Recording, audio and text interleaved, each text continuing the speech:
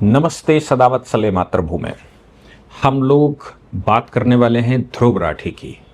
और ध्रुव राठी के ऊपर ऑनरेबल दिल्ली हाई कोर्ट ने एक आदेश किया है, उस पर बात करने वाले हैं और उस विषय पर बात करने वाले हैं जो ध्रुव राठी ने उठाया है। वो वीडियो वायरल हो गया है और बहुत लोगों को पसंद आया। वीडियो बहुत पसंद आने के बाद मतलब वो हाईली क्लिकेबल था, हाईली क्लिक हुआ था। फिर भी आखिर दिल्ली हाई कोर्ट को क्या समस्या है, फाइल करने वाले एडवोकेट को क्या समस्या है? क्या इन्फ्लुएंसर अपनी बात कहते हैं वो आर्टिकल 19(1)(a) में नहीं आती?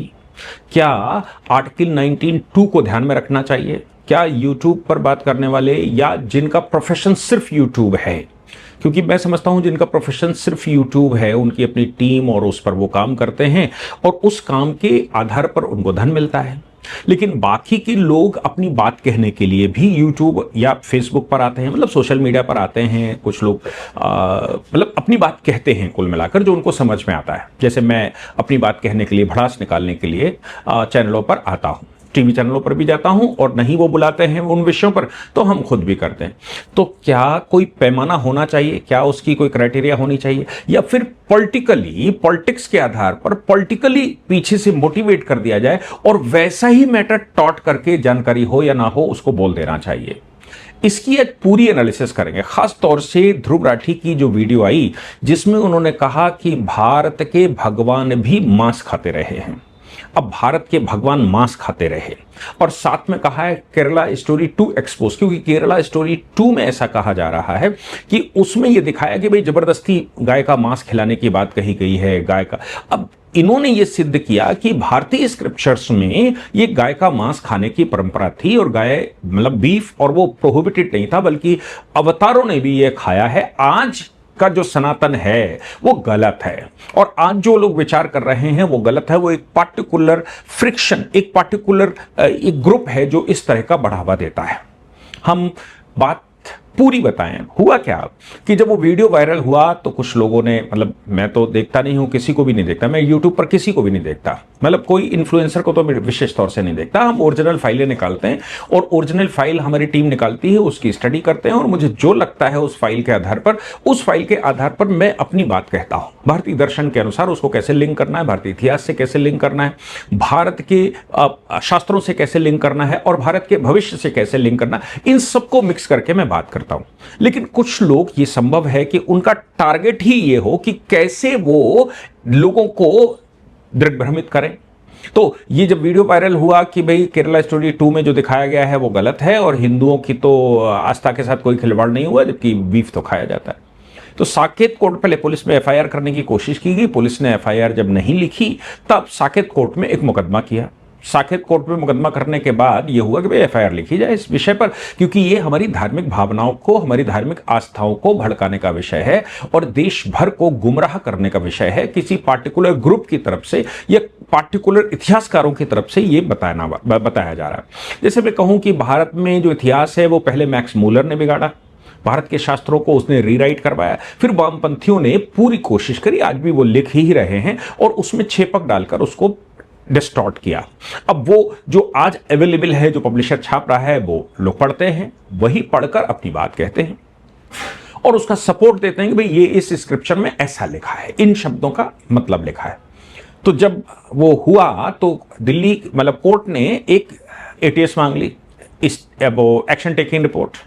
एटीआर जब मांगी, एक्शन टेकिंग रिपोर्ट, भाई सीधी सी व्यवस्था है कि अगर आप एफआईआर लिखवाएंगे तो मतलब कोर्ट के पास जाएंगे एफआईआर के लिए तो वो सबसे पहले थाने से पूछता है कि आपके पास ये आए थे, आपने क्या एक्शन लिया, आपने एफआईआर लिखी क्या, नहीं लिखी तो क्यों नहीं लिखी, जो भी, और आपने उस पर इनिशियल इन्वेस्टिगेशन किया। उसके बाद एटीएस मतलब जब एटीआर आ जाती है, एक्शन टेकिंग रिपोर्ट आ जाती है और लगता है कि अभी एफआईआर नहीं लिखी गई और इस पर एफआईआर लिखी जानी चाहिए, तब कोर्ट उस पर एफआईआर लिखने के डायरेक्शन देता है।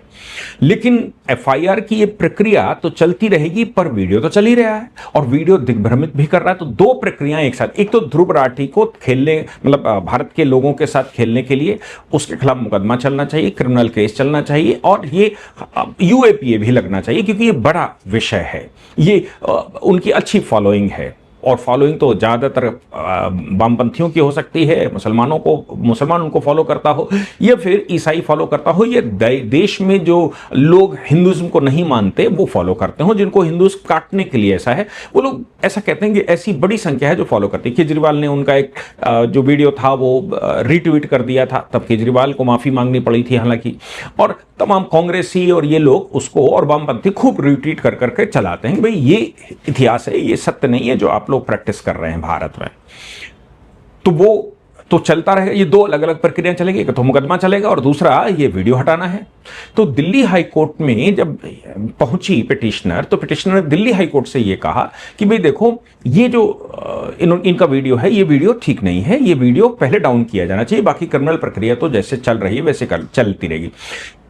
अब दिल्ली हाई कोर्ट में ऑनरेबल जस्टिस स्वर्णकांता शर्मा की अदालत में यह मामला पड़ा। ऑनरेबल जस्टिस स्वर्णकांता शर्मा ने सबको बुला लिया, गूगल को भी बुला लिया, केंद्र सरकार को भी बुला लिया, क्योंकि ये विषय तो इंफॉर्मेशन एंड ब्रॉडकास्टिंग का है, तो केंद्र सरकार आएगी। केंद्र सरकार की तरफ से एएसजी प्रेजेंट हुए, उन्होंने कहा कि साहब बिल्कुल हटना चाहिए और ये टॉलरेट नहीं किया जा सकता, इस तरह के वीडियो, इस तरह का देश को बरगलाना किसी तरह से टॉलरेट नहीं किया जा सकता। अभी वो विषय नहीं है, उनके खिलाफ क्रिमिनल मुकदमा चल रहा है। विषय यहां पर यह है कि वीडियो का क्या होगा, क्योंकि मई की वीडियो है, जून पूरा निकल गया, जुलाई शुरू हो गया। तो जब गूगल को बुलाया गया तो गूगल ने यह कहा कि साहब हमने तो, गूगल से मतलब यूट्यूब ने कहा कि आप अगर जो आदेश कर देंगे हम उसका पालन कर लेंगे। इसके साथ ऑनरेबल जस्टिस स्वर्णकांता शर्मा ने इंफॉर्मेशन ब्रॉडकास्टिंग मिनिस्ट्री को भेज दिया और यह कहा कि भाई इस पर निर्णय करिए, क्योंकि आप अपीलिंग अथॉरिटी हैं। सबसे पहले मैं आपको बता दूं, यूट्यूब सबसे पहली अथॉरिटी होती है जिस पर रिपोर्टिंग की जाती है, उस रिपोर्टिंग के आधार पर यूट्यूब वीडियो को डाउन करता है, लेकिन यूट्यूब ने निर्णय नहीं लिया। आप सोचो, ये अगर आप हिंदुत्व की बात कर रहे होते तो तत्काल वो निर्णय लेते, वो फेसबुक भी लेता है और यहां तक कि वो अकाउंट ब्लॉक कर देते हैं, बिल्कुल बंद कर देते हैं। लेकिन यूट्यूब पर जब रिपोर्टिंग हुई होगी तो उन्होंने एक्शन नहीं लिया, जिसकी अपील अब इंफॉर्मेशन ब्रॉडकास्टिंग में जाएगी। तो ऑनरेबल जस्टिस स्वर्णकांता शर्मा ने वो उधर बात कर ली कि भाई ये, फिर उन्होंने आज फिर से आदेश दिया और ये कहा कि इसको जल्दी से डिसाइड करिए, आपको मैं समय देती हूं, आप इसको डिसाइड करिए कि इसको डाउन कर रहे हैं नहीं कर रहे हैं। अगर आपके निर्णय को, मतलब वो जब निर्णय ले लेगी इंफॉर्मेशन ब्रॉडकास्टिंग मिनिस्ट्री, तब उस निर्णय की अपील अगर यहां आती है तो वो अपील सुनेंगे। लेकिन वो क्रिमिनल केस जो चल रहा है, जिस पर एफआईआर वाला मामला है, वो अलग चलेगा कि भाई ये कहां से लाया, कैसे पता किया। अब ध्रुव राठी की हो सकता है कि गलती ना हो, क्योंकि मार्केट में मटेरियल तो है ही, और शास्त्रों को उन्होंने कोट किया है, भले फला शास्त्र में ऐसा कहा गया, फला शास्त्र में ऐसा कहा गया, उसकी रियलिटी समझिए। हुआ क्या कि मैक्स मूलर जब भारत में आया या अंग्रेज जब भारत में आए, तो भारत की समृद्ध परंपरा की जो रिपोर्टें थी और भारत के जो इतिहास की रिपोर्टें थी, उनकी आंखें फटी रह गई। उन्होंने अपनी पार्लियामेंट में स्टेटमेंट दिया कि भारत को गुलाम नहीं बनाया जा सकता, सांस्कृतिक रूप से भारत बहुत स्ट्रांग है, साइंटिफिक रूप से भारत बहुत स्ट्रांग है, वो खगोल शास्त्र को जानने वाला है, वो यहां तक कि आत्मा की यात्राओं को जानने वाला है, एक एक पदार्थ के विषय में भारत जानता है, तो भारत को गुलाम नहीं बनाया जा सकता। तो उन्होंने विचार किया कि क्यों ना भारत की अगली पीढ़ी खराब की जाए। तो हुआ क्या कि संस्कृत के, वैदिक संस्कृत ग्रंथों को ट्रांसलेट किया गया इंग्लिश में। अब ये ट्रांसलेट करने वाले की गलती भी हो सकती है, भाई हम ये मान के चलें कि ट्रांसलेट करने वाला दोषी नहीं है, लेकिन उससे गलती हो सकती है। अब हुआ क्या कि उनमें छेपक जोड़ दिए गए। ये जो डायग्नोस्टिक फिल्टर है ना, ये डायग्नोस्टिक फिल्टर बड़ा अच्छा होता है। आप अगर मुसलमानों की तरह लाइब्रेरी जला देंगे, आप कहेंगे कि हम नालंदा पूरा जला देंगे, आप कहेंगे कि हम काम्पिल्य पूरा जला देंगे, आप कहेंगे कि हम तक्षशिला जला देंगे, तो देश विरोध करेगा। अंग्रेजों ने क्या किया कि उन्होंने जलाने की बजाय उसमें एक छेपक जोड़ दिया। अब छेपक कैसे होता है, जैसे एक शब्द इस्तेमाल होता है, रोको मत जाने दो, रोको मत। अब इसमें जो गैप है या इसका जो पंचुएशन है, वो पंचुएशन इसका मतलब बदल देगा। रोको मत, इसके बाद आप गैप करिए, रोको मत जाने दो। अब कहेगा रोको मत जाने दो, अब देखो इसका फर्क बदल गया, शब्द वही है, रोको मत जाने दो, फिर कहा रोको मत जाने दो। अब ये दोनों बातें हैं, रोको मत जाने दो, रोको मत जाने दो। लाइन एक ही है लेकिन इसके अर्थ बदल सकते हैं। इतना सा फर्क किसी भी संस्कृत के ग्रंथ का अर्थ का अनर्थ निकाल सकता है। इसलिए छेपक जोड़कर ग्रंथों के स्ट्रक्चर बदल दिए गए, हम सब जानते ही हैं। और ये कोई ऐसा नहीं है एक आदमी, मनुस्मृति विवादित रहती, मनुस्मृति में छेपक जोड़े हुए हैं। गारंटी के साथ अगर कोई विश्व में वैदिक संस्कृति जानने वाला होगा तो तुरंत बता देगा ये छेपक, ये तो आधुनिक संस्कृत के हैं, क्योंकि वैदिक संस्कृत अलग है, आधुनिक संस्कृत अलग है। अब ये निर्धारण कैसे हो कि आखिर कौन सा ग्रंथ सही है, जिसमें छेपक जुड़ा है, रोको मत जाने दो या रोको मत जाने दो वाला, कौन सा वाला सही है? तो उसके लिए भारत में मतलब पढ़ाते समय या सिस्टम सिखाते समय भारत के लोगों ने बड़ा काम किया। पहली बात तो यह है कि कोई भी शास्त्र आप पढ़ते हैं, जैसे कॉन्स्टिट्यूशन एक शास्त्र है, उसको आप पढ़ना शुरू करते हैं, उसके इंटरप्रिटेशन अंदर करते हैं, तो उसके लिए आपको लीगल इंग्लिश का आना जरूरी है, उसके लिए आपको संदर्भ का आना जरूरी है, उसके लिए उसकी जो टेक्स्ट है उसका जानना जरूरी है, उसका मार्जिनल नोट जानना, चैप्टर का नाम जानना जरूरी है, और फिर उसकी थीम क्या है, आफ्टर ऑल हम कॉन्स्टिट्यूशन में करना क्या चाहते हैं।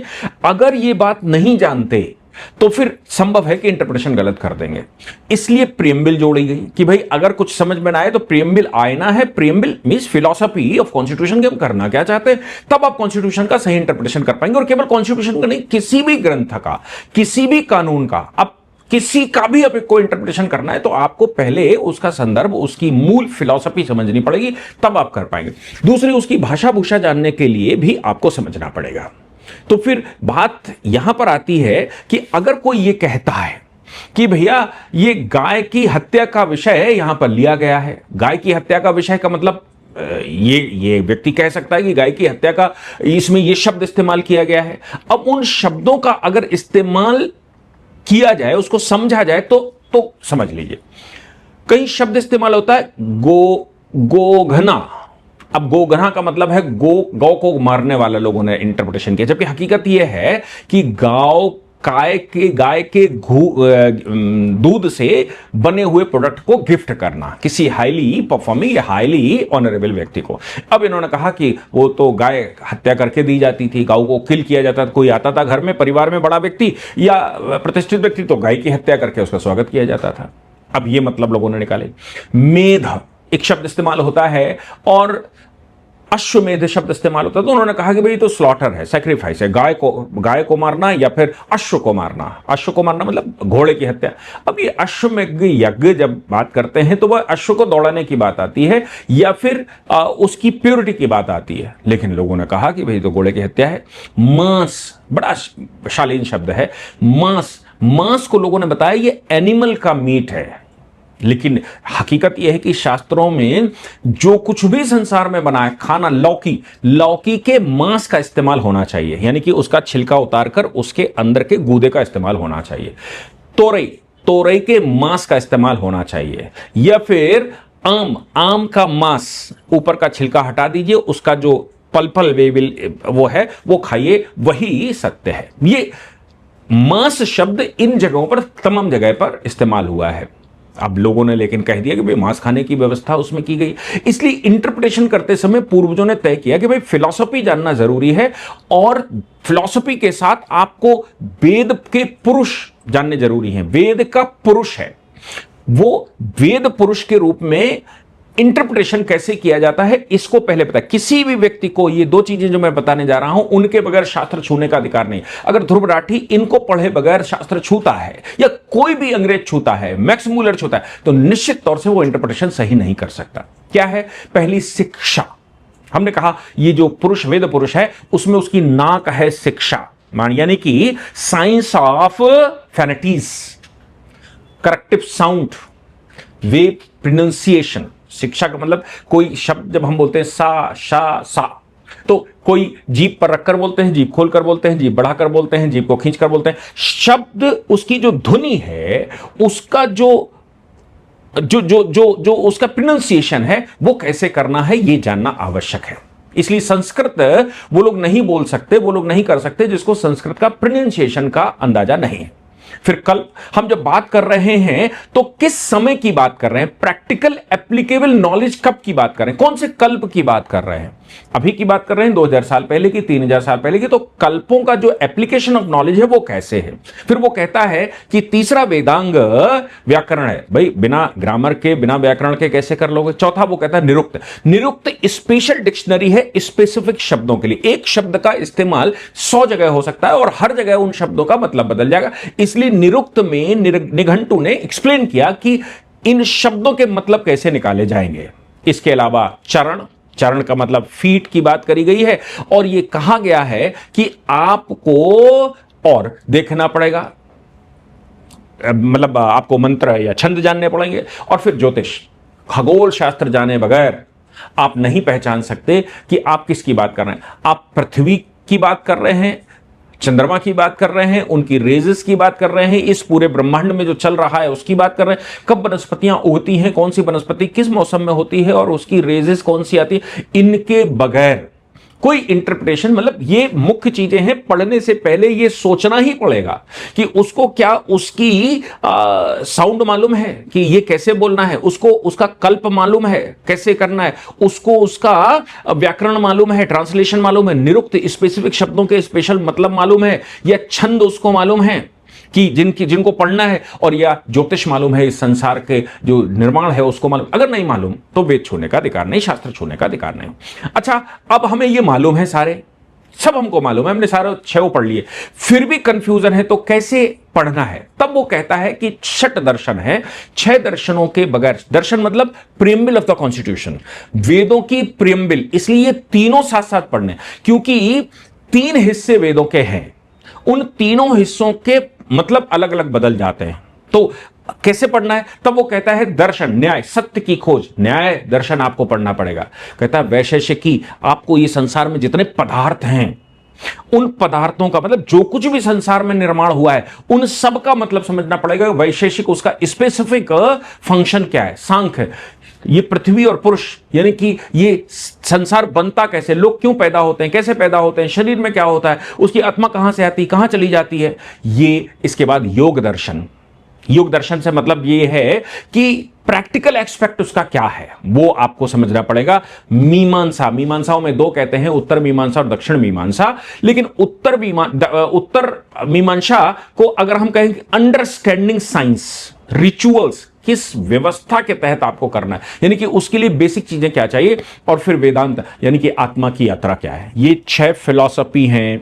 इन 6 फिलॉसफियों के बगैर आप अगर वेदांत, शिक्षा, कल्प, व्याकरण और आपने वो पढ़ लिए हैं 6, तो भी आप वेदों का सही इंटरप्रिटेशन नहीं कर पाएंगे। यानी कि शास्त्र का इंटरप्रिटेशन करने के लिए पहले उसकी फिलॉसफी, दर्शन को समझना चाहिए कि आफ्टर ऑल ये क्या इसका दर्शन है, उसकी प्रेमबिल क्या कहते हैं और हम क्या करना चाहते हैं फाइनली।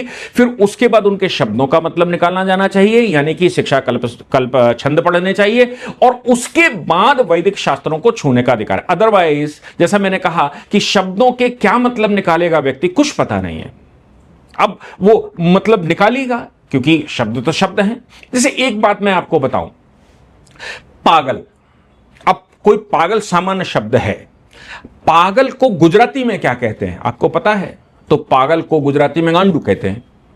अब ये उत्तर भारत में अगर बोल दोगे तो लोग मारना पीटना शुरू कर देंगे। लड़का, अब हमारे यहां जहां से मैं आता हूं वहां लौड़ा कहा जाता है उसको, लड़की को लौड़िया कहा जाता है। थोड़ा 150 किलोमीटर दूर चले जाएंगे तो लौड़ा लौड़िया गाली हो जाती है।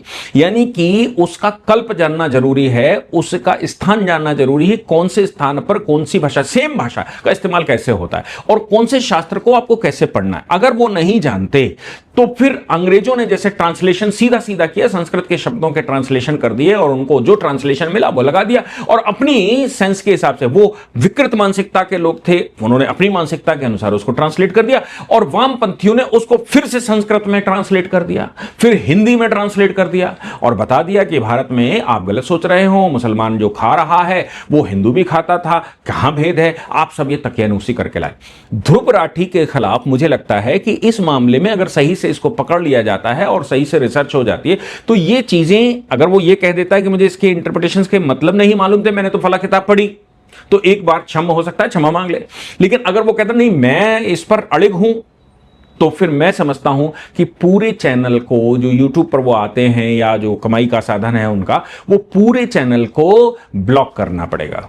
अदरवाइज देश में गलत इंटरप्रिटेशन करने पर आप कहां से कहां जाएंगे कुछ पता नहीं। इसलिए शास्त्रों को छूने का अधिकार उसको। आप कहते हैं मैं साइंस की किताब पढ़ूंगा, फिजिक्स की किताब पढ़ूंगा। फिजिक्स की किताब क्या KG1 KG2 पहला दूसरा तीसरा चौथा पांचवा 12वां पढ़े बगैर पढ़ सकते हैं क्या? जो MSc में पढ़ा जाता है वो क्या BSc वाला पढ़ सकता है? जो BSc में पढ़ा जा सकता है वो क्या 10th और 11th वाला उसको समझ सकता है? 10th 11th में जो पढ़ा जा सकता है वो 5वीं वाला समझ सकता है? ये हाईली क्वालिफेबल है। इसकी क्वालिफिकेशन ही है पहले वेदांग पढ़ो, फिर फिलॉसफी पढ़ो यानी कि दर्शन पढ़ो, और उसके बाद शास्त्र छुओ। और पूरे जीवन इसी में लग जाता था कि भाई आप जो पहले 6 शास्त्र 6 वेदांगों की बात कही जाती थी, पूरा जीवन बच्चा लगा देता था 6 वेदांगों को पढ़ने में। फिर उसके बाद फिलॉसफी पढ़ाई जाती थी, फिर उसके बाद वेद पर कभी आता था 18 साल 19 साल की उम्र में, और वो बचपन से यही पढ़ता था। ये पागल थे जो 12-15 साल पहले ये पढ़ाते थे और फिर वेद को छूने की अनुमति देते, नहीं तो वेद को छूने की भी अनुमति नहीं देते थे। तो फिर हम कैसे पढ़ सकते हैं इनको छुए बगैर? हम कैसे उसका इंटरप्रिटेशन कर सकते हैं? अर्थ का अनर्थ निकाला ही जाएगा, ये स्वाभाविक है। और जिसकी मानसिकता गलत हो, जिसने फिलॉसफी भारत की ना पढ़ी हो, जिसने भारत के षट दर्शन ना पढ़े हो, निश्चित तौर से वो अगर पश्चिमी संस्कृति से प्रभावित है तो निश्चित तौर से वो उसके मिस इंटरप्रिटेशन करेगा। अगर वो मुसलमान कॉन्सेप्ट से, जो कॉन्सेप्ट होता ही नहीं है कोई, उससे प्रभावित है तो निश्चित रूप से गलत इंटरप्रिटेशन करेगा। अगर वो ईसाइयत से प्रभावित है तो निश्चित रूप से गलत इंटरप्रिटेशन करेगा। अगर वो वामपंथ से प्रभावित है तो निश्चित तौर से गलत इंटरप्रिटेशन करेगा और फिर उसके अर्थ के अनर्थ निकालेगा। इसलिए ऑनरेबल कोर्ट संज्ञान ले रहा है और कोर्ट ने कहा है कि पहले आप डिसाइड करिए, मतलब मिनिस्ट्री से कहा आप डिसाइड करिए कि ये वीडियो इस तरह के डाउन होने चाहिए कि नहीं होने चाहिए, इनको वहां से हटना चाहिए कि नहीं हटना चाहिए, और आप नहीं करेंगे तो फिर हम आदेश करेंगे। और जब अगर ऑनरेबल जस्टिस स्वर्णकांता शर्मा आदेश करेंगी तो आप समझ सकते हैं कि फिर ध्रुव राठी के ऊपर क्या बैठने वाली है, क्या बीतने वाली है। यह भी हो सकता है ministry of information broadcasting honourable high court के ऑर्डर को ध्यान में रखते हुए, उनके डायरेक्शन को ध्यान में रखते हुए चैनल को ही कुछ समय के लिए ब्लॉक कर दे और या फिर वीडियो को डाउन कर दे। जो भी होगा वो आगे पता लगेगा, लेकिन मैंने आपको बताया कि आखिर इस पूरे कॉन्सेप्ट के पीछे का कॉन्सेप्शन क्या है। जय हिंद, जय भारत, वंदे मातरम।